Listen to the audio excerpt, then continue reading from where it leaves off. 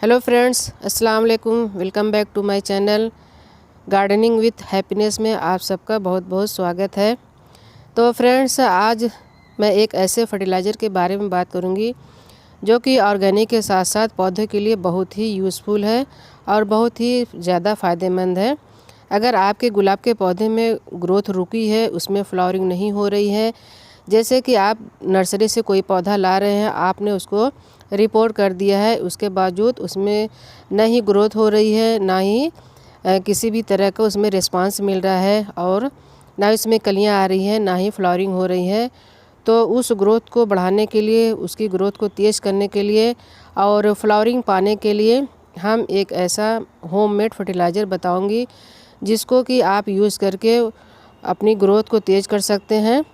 और जब अच्छी ग्रोथ आएगी, ग्रोथ मजबूत भी आएगी, तो फ्लावरिंग भी अच्छी होने लगेंगी। तो फ्रेंड्स, गुलाब का पौधा एक ऐसा पौधा रहता है कि उसको छोटे बच्चे की तरह ध्यान रखना पड़ता है। अगर ज़रा सी लापरवाही होती है तो पौधे में ग्रोथ रुक जाती है, फ्लावरिंग भी नहीं होती है और पौधा बिल्कुल वैसे ही चुपचाप पड़ा रहता है। तो गुलाब के पौधे में हमें अच्छी फ्लावरिंग लेने के लिए गुलाब के पौधे की ज़्यादा ख्याल रखना पड़ता है। तो सबसे पहले जब हम नर्सरी से गुलाब का पौधा ले आते हैं तो उसकी मिट्टी आप बिल्कुल अच्छी तरीके से बनाइए। एक हिस्सा मिट्टी लीजिए, एक हिस्सा बालू, एक हिस्सा खाद, आप तीनों चीज़ अच्छी तरीके से मिलाकर पौधे को रिपोर्ट कर सकते हैं। रिपोर्ट करने के बाद आप उसको 1 से 2 दिन के छाए के शेडी एरिया में रखिए। फिर उसके बाद आपको धूप में रखना होगा, क्योंकि इस समय ठंड का मौसम चल रहा था। ठंड के मौसम में ही गुलाब में ज़्यादा से ज़्यादा फ्लावरिंग होती है, क्योंकि ये विंटर सीज़न का ही प्लांट है। लेकिन अगर ज़्यादा ठंडी पड़ती है, जैसे कि जनवरी के महीने में बहुत ज़्यादा कोहरा पड़ता है, तो कोहरे की वजह से गुलाब में फ्लावरिंग थोड़ा बहुत कम हो जाती है। अगर आपके पौधे में ग्रोथ नहीं रुकी होगी तो उसमें बहुत ही अच्छे तरीके से फ्लावरिंग होती है। लेकिन अगर आपके गुलाब के पौधे में ग्रोथ रुकी है तो ही फ्लावरिंग नहीं होगी। तो उसी ग्रोथ को तेज़ करने के लिए, उसी ग्रोथ को मजबूत करने के लिए मैं एक ऐसे फर्टिलाइज़र के बारे में बताऊंगी जिसका आप उसको यूज़ करके अपने पौधे में अच्छी ग्रोथ और मजबूत ग्रोथ ला सकते हैं और अच्छी फ्लावरिंग भी ले सकते हैं। तो सबसे पहले इस समय ठंड का मौसम थोड़ा बहुत कम हो गया है, मौसम में थोड़ी बहुत गर्माहट आ रही है, लेकिन पौधा फिर भी अप्रैल तक फ्लावरिंग बहुत ही अच्छे तरीके से करेगा। चाहे हाइब्रिड हो चाहे देसी हो, किसी भी तरह का आपका पौधा हो, बहुत ही अच्छी फ्लावरिंग करेगा। लेकिन सबसे पहले पौधे की मिट्टी को हमें ध्यान रखना होगा। हमें अपने गुलाब के पौधे की मिट्टी को बिल्कुल ही उसको सौगी नहीं करना है। अगर आपके पौधे में मिट्टी गीली है तो उसको आपको पहले सुखाना होगा। मिट्टी को गीला भी नहीं रखना है। अगर आपके पौधे में किसी भी तरह से पानी रुक रहा है, मिट्टी पूरे टाइम उसमें गीला बना हुआ है, तो आप तुरंत ही पौधे को चेंज कर दीजिए, किसी दूसरे गमले में लगा दीजिए और मिट्टी को सुखा लीजिए। गुलाब के पौधे की मिट्टी को एकदम ज़्यादा भी नहीं सुखाना है और ना ही सौगी रखना है, उसमें हल्की मॉइस्ट बनी रहे। जब पौधे में मॉइस्ट रहेगा तभी तो अच्छी ग्रोथ होगी। तो यहाँ पे देखिए, हमने कटिंग लगाया था, कटिंग हमारी चल पड़ी है बहुत अच्छे तरीके से। गुलाब के पौधे को जो मिट्टी रहती है, मिट्टी एसिडिक पसंद रहती है। हम अपने पौधे में हमेशा खाद वगैरह देते हैं, मिट्टी जो है कि एल्कलाइन हो जाती है, उसको एसिडिक बनाने के लिए हम कुछ न कुछ यूज़ करते रहते हैं। तो यहाँ पे हमने 1 चम्मच चायपत्ती लिया है अपने पौधे की ग्रोथ के लिए, मिट्टी को एसिडिक बनाने के लिए। अगर आप अपने पौधे में खाद देते देते आपकी मिट्टी अल्कलाइन हो गई है, तो आप 1 महीने में 1 चम्मच यूज़ की हुई चायपत्ती को यूज़ करिए, या तो फिर 1 चम्मच कॉफ़ी यूज़ करिए, या तो फिर आप फिटकरी भी यूज़ कर सकते हैं मिट्टी को एसिडिक बनाने के लिए। क्योंकि गुलाब की मिट्टी जो रहती है एसिडिक सॉइल पसंद करती है, और जब मिट्टी एसिडिक रहेगी तभी उसमें फ्लावरिंग होगी। तो हमें 1 महीने में 1 बार इन सब चीज़ों को यूज़ करना होगा, सिर्फ 1 महीने में 1 बार। चाहे आप कॉफ़ी यूज़ करिए, या तो फिर चाय की पत्ती यूज़ करिए, या तो फिर फिटकरी यूज़ करिए, तीनों में से सिर्फ एक ही चीज़ यूज़ करना है।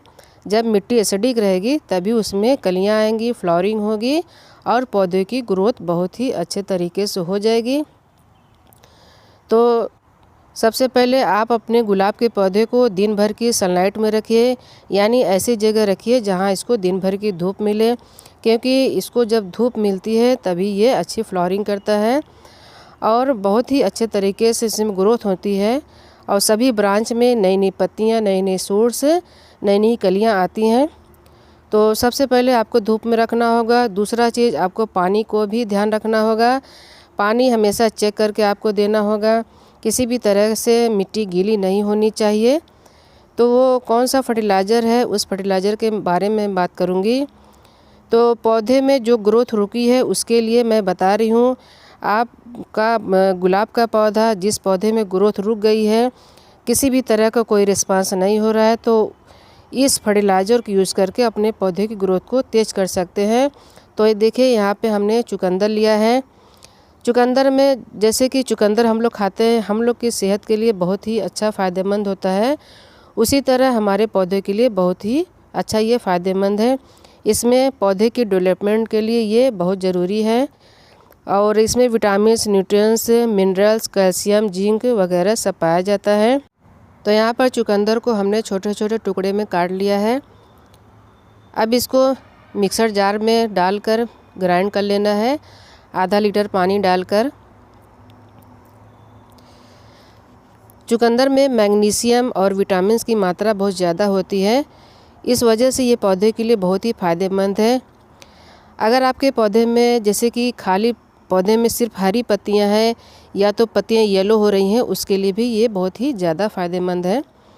तो आधा लीटर हमने पानी डालकर इसको ग्राइंड कर लेना है। अब मैं बताती हूँ इसको किस तरह से यूज़ करना है। तो यहाँ पे हमने देखिए ग्राइंड कर लिया है, लेकिन इसको इस तरह से पौधे में बिल्कुल ही नहीं देना है। अगर आप ऐसे दे देंगे तो फंगस लग जाएगा। इसको क्या करना होगा, इसको आपको छानना होगा।